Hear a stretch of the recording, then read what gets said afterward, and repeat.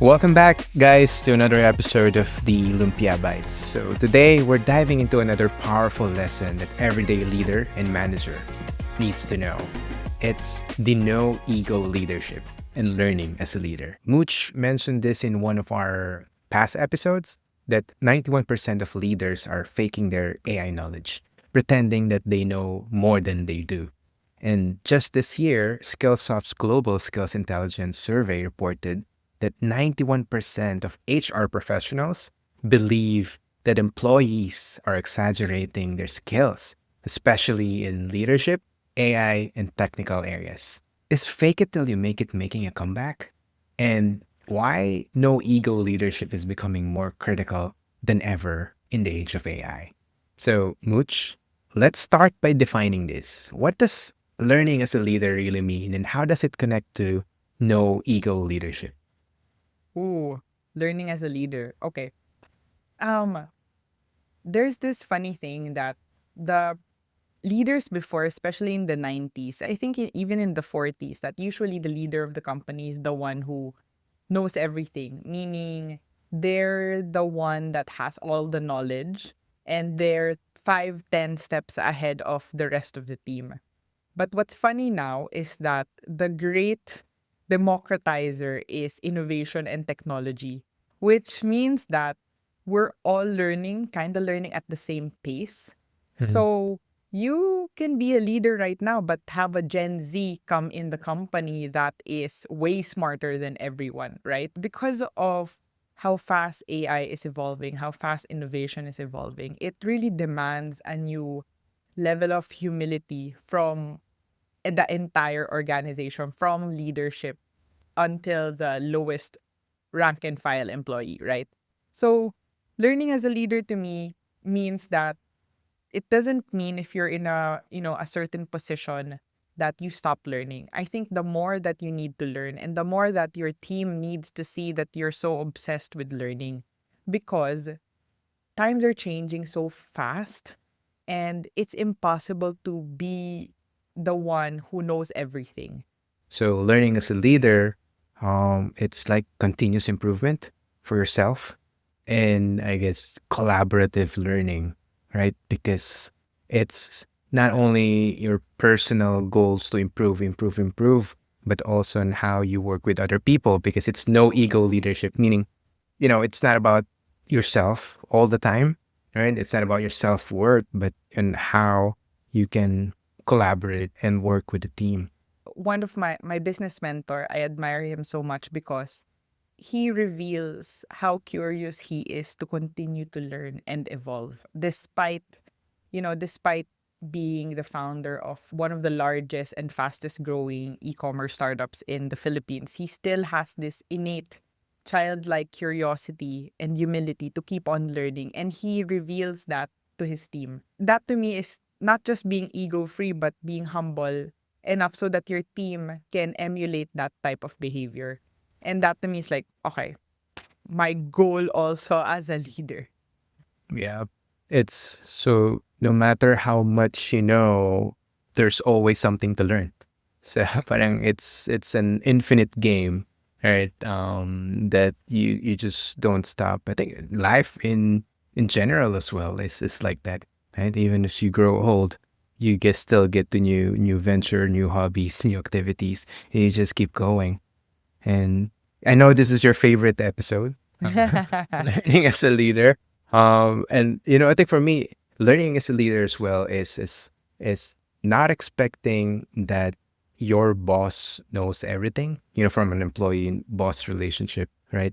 And also as a leader, as a boss, don't expect that you'll know everything, because the reason why you have team members is there's just some things that they would know and you will not know, and it's also the other way around, right? And if you're an employee, you have a boss, don't expect that, oh, my boss knows everything.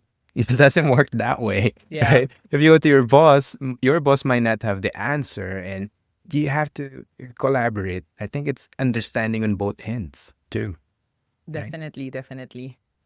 Let's try to go next level, right? So why do you think so many leaders right now are acting like they know everything about AI?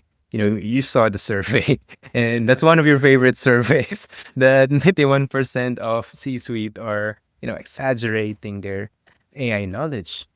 Actually, not just leaders, right? Because in the other survey, the Skillsoft survey, 91% of HR people believe that employees are exaggerating their AI knowledge as well. Why do you think this is happening, especially to leaders? I think because there's a lot of pressure. If you're a leader, especially if you're in a large public corporation or even just a large private corporation, there's a certain expectation and pressure if you are the one leading that company that some folks might feel that they have to know everything. But what's funny is that it's actually having the courage to figure things out has more power than pretending to know everything. So that to me is like funny because I usually start my courses with that metric that 91% of C-suites is like exaggerating their AI knowledge. And I train C-suite, I train leaders, I train like VPs and up as well. There would be sessions that it would be the AVP and the VP, and then they would all get a good laugh after I present that slide. And what's funny is that everybody's guilty of it, of exaggerating, because everybody kind of wants, like, oh, I know everything. The funny thing is that there's actually more power right now to be more curious than knowledgeable. And that's always, even with myself, I'd rather be more curious than knowledgeable because there's so much that's emerging and there's so much progress and innovation that's happening that your curiosity has to be greater than your ego. That's like what's in my head. Wow, I love that. That's something that we need to caption. I think it's more important to be curious than knowledgeable, right? In this AI world. Also, I think C-suite, for example, executives probably they're feeling the pressure as well from stakeholders that they should be ahead of the curve, right? So there's an AI explosion.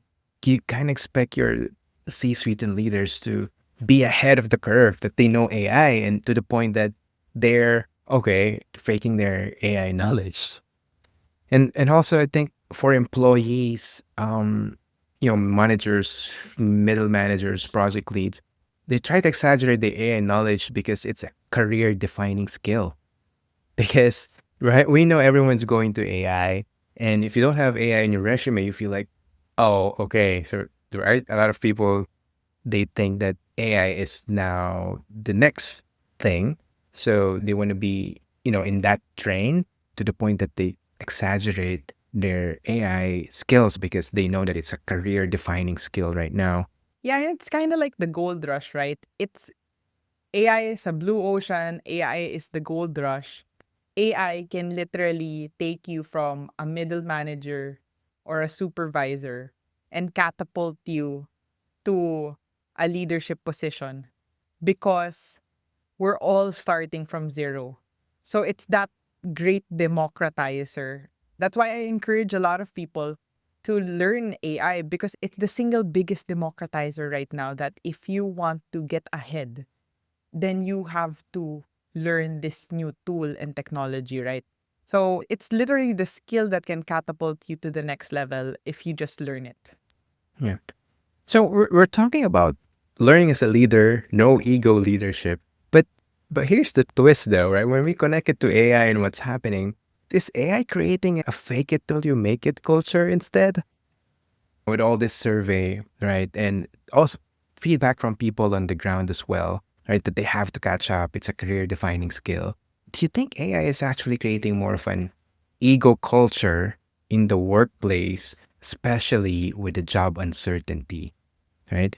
There's a concept right now in the US called job hugging, where they don't leave their job even though they don't like it because they know it's hard to find a new job and people are stuck on their job. So to the point that, they're just basically faking it till you make it. I guess my point is, I thought this is done, the fake it till you make it, but Mhm. is it making a comeback with AI? Um, well, I'd remove the fake it and just make it, meaning I'm not that big of a fan of the fake it till you make it mentality. Why don't you just make it? Period. Make it. Make it, and you'll make it. Um, Definitely, like maybe some folks are exaggerating or pretending, but hopefully that the intention is there. The intention to learn, the intention to help improve processes, systems, um, help solve human problems, help solve organizational problems is there. So that instead of just faking it, you're actually making it. That you're in the act of creating it. Therefore, you're not faking it because you're making it. Mhm. So there's basically enthusiasm Yeah, on yeah. on, on I'd trying to. rather I'd rather focus on the enthusiasm rather those folks who would pretend or exaggerate their knowledge to get ahead because that's not sustainable. Meaning it can get you viral probably in the short term, but eventually it's gonna catch on. So it's not the most sustainable choice. But if you spend and invest your time in really learning, being humble about it, experimenting and creating, then that to me is like you're not faking it. You're already making it. Because everybody is also trying to make things right now. Yeah. You mentioned about the potential impact, right? Because it could fire back at some point if you just keep faking it, right? Fire back not just to you, but your team as well. Yeah. It's not sustainable if it's like if you're faking it till you're making it and you don't know anything, then that is not sustainable. You're literally building Mhm. your house on on a bad foundation. So, what should leaders do if they feel pressured to fake it themselves? I guess just more tips on how can managers admit what they don't know without losing credibility. If you're a leader in the verge of, oh, should I admit this? Should I acknowledge this? How do you think they should handle those situations? I do understand that if you're a leader, there's like a lot of form of pressure, but I think it takes a great deal of confidence to say that I don't have all the information right now, but I'm gonna figure it out, and we're going to do things that are going to benefit the team, the company, the organization for the long run. What I want to avoid as well is all of those shallow AI projects that leaders tend to do just to say that they have a project on AI. For example, like I keep hearing AI, influencers, AI, chatbots. AI chatbots are great and all, right? But it's making sure that we're not doing AI for us just to report this year that we're doing AI, but it's not really impacting things. So steering away from surface level, shallow vanity projects into real impactful ROI delivering projects is hopefully the motivation of most leaders when they do decide to endeavor an AI project. Am I making So, sense here? yeah, so not just riding the hype, but more on, really trying to get through the purpose. And you mentioned something about if you don't know something, that you'll find the answers. I think that's one of the most important thing as a leader, the follow through, right? I remember when I first moved here, we do consulting jobs. We go to clients, right? And sometimes I have really young analysts with me, and you'll be surprised that if the customer asks them something that they don't know, some of them will just say, "I don't know." I mean, like, I don't know, with an attitude that I Yeah, don't know. It's good that you're saying that you don't know, but you should not stop there, right? You should exactly. try to say something like, I don't know, but I can find answers for you, right? Or I don't know. I'll reach out to you again tomorrow to find answers. If you think that you're not supposed to know the answer, you can actually say, I don't know, I can connect you to one of our team members or to our department who might know the answer. Something like that, because that will make them comfortable with you. That will make them build trust. Yeah, exactly. Don't just give up. It's like, oh, I don't know. I'm not gonna do anything about it. Right. And also, if you're a leader, if you're someone who's afraid to acknowledge your gaps, things that you don't know, there's a McKinsey article saying that showing vulnerabilities like your mistakes and gaps can actually build connection and trust with your teams. And they say that it's very fitting to fast-paced environments. So at first I was like, okay, I was a bit confused. So what I did is I tried to put myself in a situation. Let's say I'm an employee, right? Imagine you have a boss who's a know-it-all boss, a boss who doesn't recognize or acknowledge his failure. It's all about perfection, know-it-all. As an employee, would you be thrilled presenting your ideas to that kind of boss? Definitely no, right?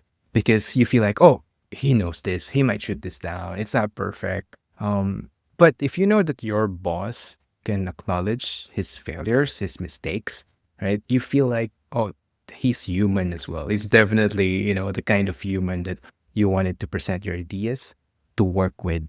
So if you're kind of leader who's confused, who want to fake it till you make it, or you're afraid because I might lose my credibility, just think about that situation, right? What do you think your employees will feel about you if you're that kind of person? Empathy. Actually, there's a Harvard study that service leadership and empathy right now are like one of the key skills in leading in this very shaky times right now because there's a lot of change happening and a lot of anxiety also in the workforce because leaders are the most excited about AI because AI, the promise of AI is like more profit, more productivity, more profit, less cost. It's like the perfect formula for an entrepreneur and a leader. But in terms of the feeling in the workforce, there's reports that also show that there's more anxiety right now with job hugging, people clinging onto their jobs more, and people are so afraid that they'll be replaced with AI. So I guess if you're a leader right now, it's important that you know and you're able to empathize with your team with what they're going through right now apart from just what needs to be reported for the company. Makes sense. It's not just all about numbers. There's also the human factor in business that needs to be kind of planned for and considered when as all of this is happening. Yeah.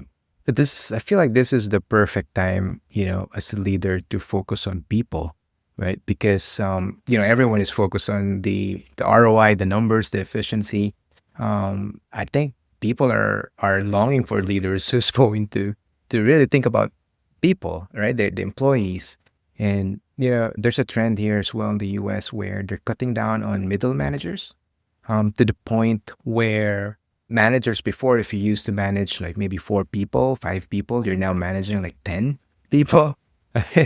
And that means, these managers will have less time to coach, to manage.